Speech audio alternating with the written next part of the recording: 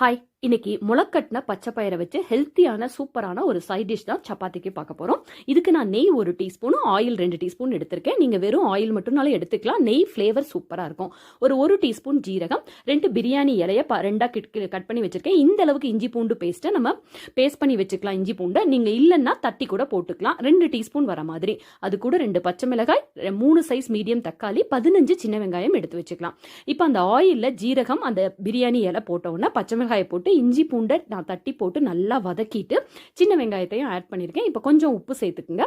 இந்த அளவுக்கு அந்த சின்ன வெங்காயம் வதங்கிடணும். உங்ககிட்ட சின்ன வெங்காயம் இல்லைன்னா பெரிய வெங்காயம் 2 போட்டுக்குங்க.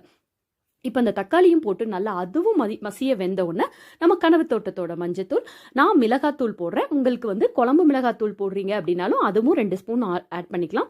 நான் வெறும் வர மிளகாத்தூள் 1 டீஸ்பூன் போட்டுட்டு அது கூட மல்லித்தூள் 1 டீஸ்பூன் நான் ஆட் பண்ணிக்கிறேன். இது கூட ஜுல்லாஸ் பிரியாணி சிக்கன் மசாலாவும் கொஞ்சம் போடுறேங்க. உங்ககிட்ட சிக்கன் மசாலா எதுவும் இல்லை அப்படின்னா நீங்கள் கொஞ்சம் கரம் மசாலா தூள் கொஞ்சம் போட்டுங்க. ஒரு 1/4 டீஸ்பூன் போட்டுங்க. நல்லா இதை வதக்கிட்டு சிம்ல வச்சுட்டு வதக்குங்க. அதுக்கப்புறம் நம்ம ஊற வச்சு முளைக்கட்டின இந்த பச்சை பயிரை அதில் சேர்த்துக்குங்க. ரொம்ப முளை வந்துடக்கூடாது, அது டேஸ்ட் டிஃப்ரெண்ட்டாக இருக்கும். காலையில் நீங்கள் ஊற வச்சு நைட்டு தண்ணியை வடிகட்டிட்டு நைட்டு ஃபுல்லாக மறுநாள் காலையில் பார்த்தீங்கன்னா அந்த முளை வந்திருக்குல்ல, அந்த அளவுக்கு வந்தால் போதும். இப்போ நான் அதை லைட்டாக கிளறி கொடுத்துட்டு 2 டம்ளர் தண்ணி விட்டுருக்கேன்.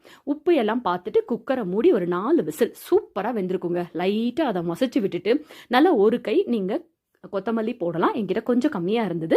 கருவேப்பிலையும் கொத்தமல்லியும் நான் இதில் ஆட் பண்ணியிருக்கேன். கருவேப்பிலை வேண்டானா கூட இந்த டிஷ்ஷில் கொத்தமல்லி மட்டும் நல்லா நிறைய போட்டுக்குங்க. ஒரு பெரிய சைஸ் பட்டர் அதுவும் போட்டிங்கன்னா டேஸ்ட்டு செம சூப்பராக இருக்குங்க. க்ரீம் இருந்துச்சுன்னா, இல்லை நம்மக்கிட்ட ஃப்ரெஷ்ஷாக எடுத்த ஆடை இருந்ததுன்னா அதை அடித்து ஊற்றினாலும் இன்னும் கொஞ்சம் ரிச்சாக இருக்கும். கண்டிப்பாக இந்த டிஷ்ஷை நீங்கள் ட்ரை பண்ணி பார்த்துட்டு எப்படி இருந்ததுன்னு கமெண்ட் பண்ணுங்கள். உங்கள் ஃப்ரெண்ட்ஸ்க்கும் ஷேர் பண்ணுங்கள். தேங்க்யூ.